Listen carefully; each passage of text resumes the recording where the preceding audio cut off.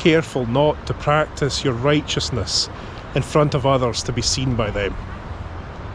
If you do, you'll have no reward from your Father in heaven.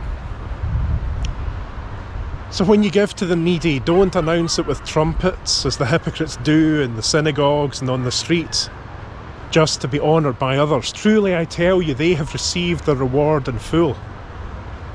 But when you give to the needy, do not let your left hand know what the right hand is doing, so that your giving may be in secret. And then your Father who sees what's done in secret will reward you.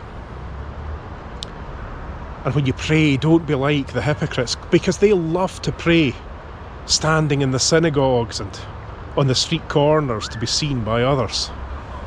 Truly, I tell you, they have received their reward in full. So when you pray, go to your room, close the door, and pray to your Father who's unseen. Then your Father who sees what is done in secret will reward you. And when you fast, don't look sombre as the hypocrites do. They disfigure their faces to show others they're fasting.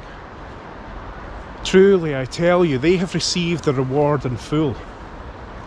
But when you fast, put oil on your head, wash your face, so that it will not be obvious to others that you're fasting, but only to your Father who's unseen. And your Father who sees what's done in secret will reward you.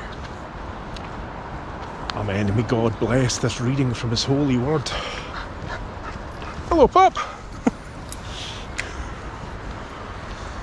Now in Lent, people will often tell of their struggle as they try to resist the temptation of chocolate, or say how they missed a day or so in their attempt to read the Bible all the way through Lent.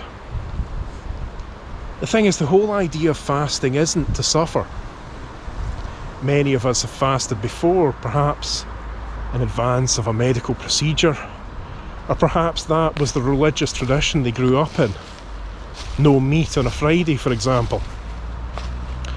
Or maybe they've practiced intermittent fasting for weight loss, or for some other reason. You know, fasting isn't to suffer for the sake of suffering, and it's got nothing at all to do with how devout you are. And it's certainly not a way to gain favour from the Lord. It's about making space in our lives by intentionally withholding something we would normally partake in, be that food or some other pastime, in order to create a gap in our lives to be in the presence of Jesus directly. And it's about a personal relationship. It's about nothing to do with you or the people around you. So make a fast, have a fast if you want, but it's between you and God, so don't make a big show of it. Amen.